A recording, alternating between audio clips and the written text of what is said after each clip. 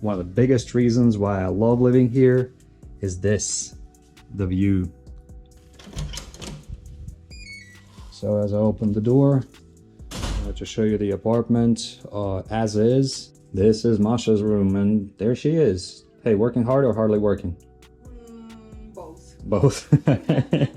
And we got kind of lucky because Huang is one of the genuinely good guys in Da Nang. So for this whole apartment, we are paying, I would say roughly about $430 per month. Hey everyone, and welcome to the Olitka channel, a channel about the digital nomad lifestyle. My name is Martin. I've been a digital nomad for over 3 years, I think now. And in this video, I want to show you how I am living. I've been living in Vietnam for the past couple of years, specifically in the city of Da Nang. And me and my wife Masha, we've been living in this wonderful place.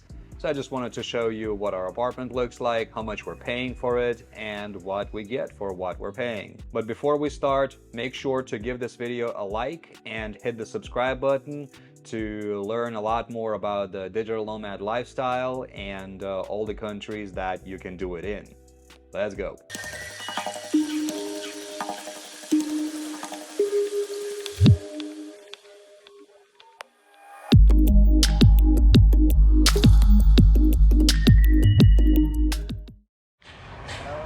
So this is Huang. This is our landlord and good friend. And this is his building.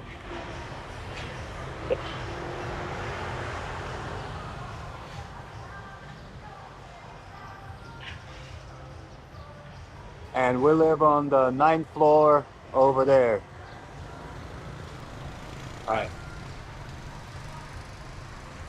Let's go check it out. And we got kind of lucky because Huang is one of the genuinely good guys in Da Nang. As you can see by the rating, it is 4.9. A lot of people have stayed here ever since the country opened after COVID. And by the way, this is a family-run business. It's Huang, his wife, and their 3 sons together. And they all do something aside from just renting, apartments to people. Huang actually does most of the repairs himself, and their sons help. And his wife B is making banh mi over there. We're gonna check that out in a second. So this is really tasty banh mi, and she also makes coffee and juice. You can buy coconuts. And this is what it all looks like. So yeah, this is the elevator, and we're gonna take that all the way to the 9th floor and check out how we live. So this is inside the hallway. Got a bunch of fire safety. There's a camera over there. And elevator, and each floor has 3 apartments. There's 2 more apartments over there. This one's ours, 903. So as I open the door, I'll just show you the apartment as is. I haven't really cleaned up much or done anything to make it look more presentable. This is pretty natural. This is as is pretty much. I just bought a bunch of fruit, some mangosteen, bananas, and tomatoes. And this is the living room. So here we have a couch. I'm not really a fan of this yellow, but that's what we got here. Got a different one in another apartment that we lived in this building. In another apartment we lived in this building. Anyway, here we store a bunch of fruit that we buy usually, like lychee and some plums and pears. Here is our TV. So if we ever want to do like Netflix, this is where we watch it. So as you can see, this is kind of like a trademark lamp in this apartment building. In this apartment, I guess it's not really a complex, it's a building. It's called Non, and it's literally called non-residence. And if you don't know anything about the Vietnamese language, you might think it's non-residence. But no, Non is actually a Vietnamese hat. So all the lamps are shaped like ones. And next up, one of the biggest reasons why I love living here is this, the view. The view is absolutely gorgeous. We can see downtown. And I'm gonna open this. It's kind of like a fake balcony. You have to be careful stepping on there because the gap over there is pretty wide. So, see, and over there we can see the sea. The sea is about 700 meters away, so not too far. Over there is beautiful Suncha. That's the mountain. It's a kind of a famous mountain here. We go biking there all the time, and it's like a whole different world out there. Lots of animals. It's not toxic. It's toxic. Just it wait is. for me, like 5 seconds, please, so I have a clear shot. You have a beautiful butt. I just Pretty sure it's like a protected. I'm not sure if it's a national park, but I think it's a reserve. Although there has been some development there, unfortunately, often illegal. But I'll do a separate video on that. Anyway, we have the view of the downtown. Like I said, there's a driving school over there, and Haivan Pass mountains. Can't really see them.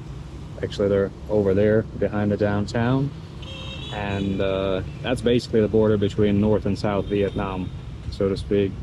And then over there, you got the Bana Hills, where the famous hand bridge is.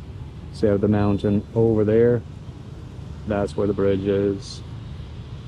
Anyway, so nice view from the 9th floor. And the sunsets here are so amazing. Sometimes they're absolutely unbelievable. Just incredible.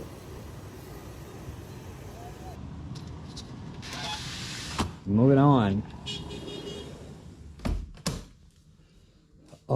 Fridge with a bunch of fridge magnets. We're gonna, I don't know, collect them. Kind of a habit I've had for a while. Is it's usually the only thing I buy when visiting a country. Kitchen. So fridge is fairly straightforward. Got the freezer over here. I'm not really gonna open it because I'm not sure how fresh that is. But we do have some stuff in the fridge, like some fruit, eggs, chocolate, specially made for us. And then over here we got a stove. It's an induction stove. It's not really a fan of induction stoves, but this particular burner is just a regular electric burner, so you know, can cook stuff there.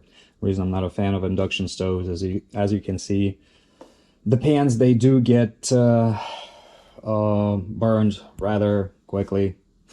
This is a little oven. Sometimes we cook salmon there, or I don't know, whatever else, and microwave, which we basically don't use. Filter. Got a water filter, very important in Vietnam. Water, I wouldn't say it's like dangerous, but I wouldn't really drink the water here.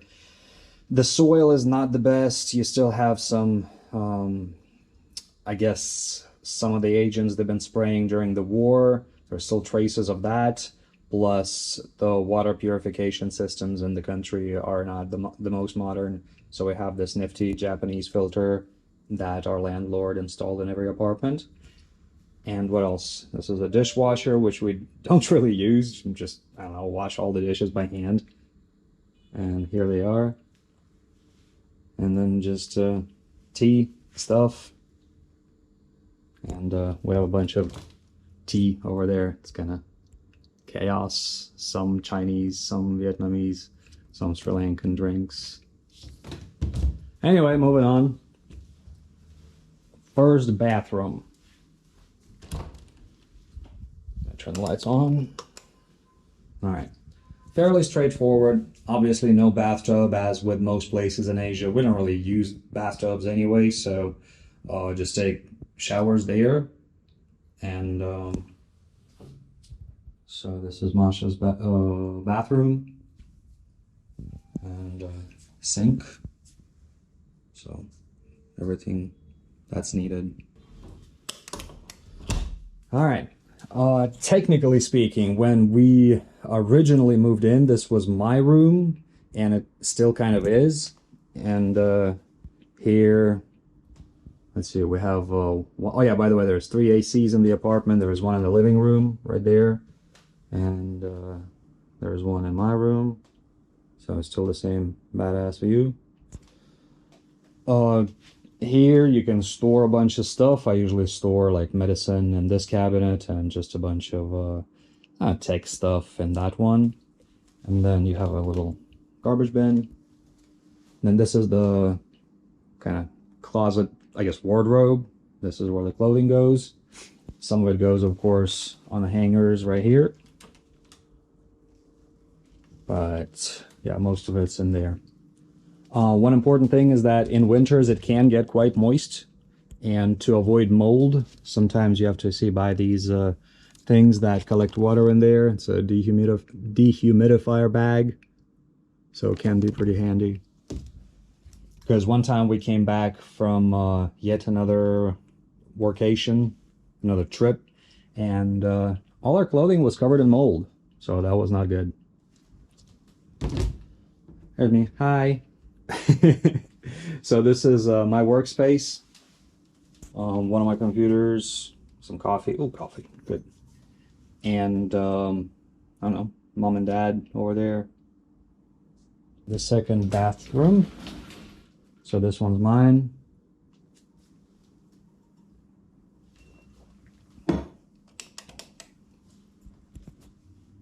Pretty much the same thing. Shower, wet towel, toilet. All the apartments in this building are fairly similar. The furniture style is the same. The layout, there's 3 different layouts, so this one is the biggest one. The total space, I think, is about like 63 square meters or something like that. So let's take a look at the rest of it. So this is Masha's territory. This is her wardrobe.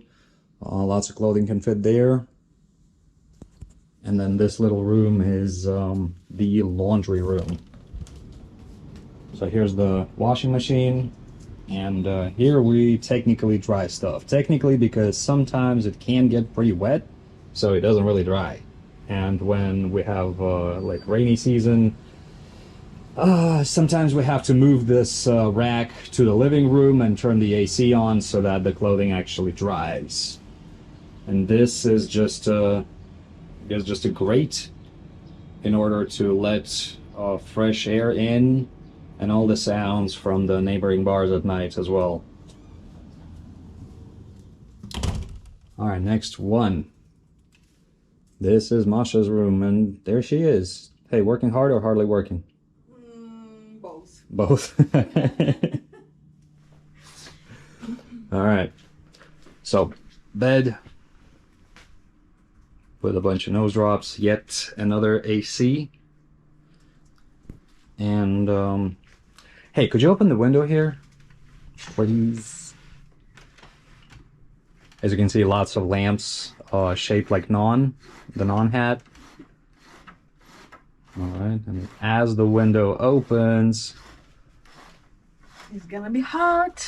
it's gonna be hot, but you have a really killer view here. So you can see the sea, lots of it, and yet another part of the city, one of the kind of central streets in the Mian area of Da Nang. It's a beautiful view.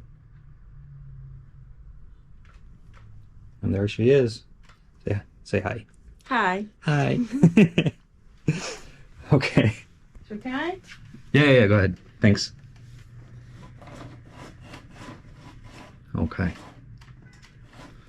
Moving on. Oh yeah, another thing that I like here is that the balconies have lots of plants. I do try to take care of them to the best of my ability. And just a bunch of daisies that I bought. And here's another one. And here are 2 more.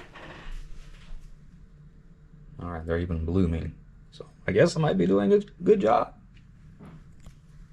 Anyway, so for this whole apartment, we are paying, I would say roughly about $430 per month. That is 11 million dong, Vietnamese dong, plus utilities.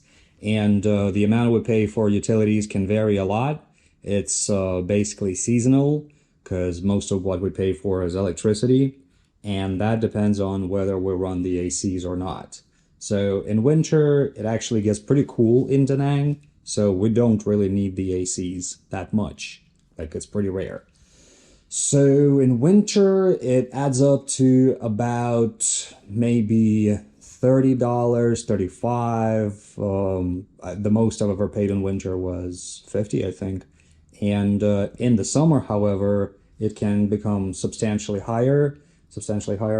And I think the most we've ever paid was just over $100 for electricity. This past month we paid 1,700,000 dong, which is roughly $60 or something like that. I think around $60. So not bad considering the fact that we have 3 ACs in here, and we do use a lot of other like appliances here. Like, of course, the stove is electric, the teapot, and the TV, which we actually don't watch much, but computers we do use. We have 3 laptops, and I don't know how much electricity they really consume, but I think it basically comes down to ACs. ACs suck up the most power. So this is how we live, and this is how we have been living for the past 2 years in Vietnam. We did used to live in another place, and that was just I think 1 kilometer down the street. We moved here because we liked it. We liked the view. We really liked the landlord. He's an amazing person, super friendly, very accommodating, and just, genuine. And he's a really good guy, and his wife and his kids are all good people. The downside is that recently there have been a lot of bars opening here, which turned this formerly quiet street quite noisy, unfortunately. Very, very noisy at night now. And this is one of the reasons that we are gonna have to move out. Not sure if we're gonna move out of here, or when we do move out of here, we'll just move out of Vietnam altogether. But noise is a big issue in this country for an outsider, for a foreigner, especially if you're not used to something like this. It can get pretty bad. I do have a video on that as well, so do check it out, and let me know what you think. Would you live in a place like this for $450 per month? And of course, don't forget to like this video and subscribe to my channel. There will be a lot more videos on the digital nomad lifestyle, some about Vietnam and some other countries that we are planning to live in. So stay tuned and stay nomad.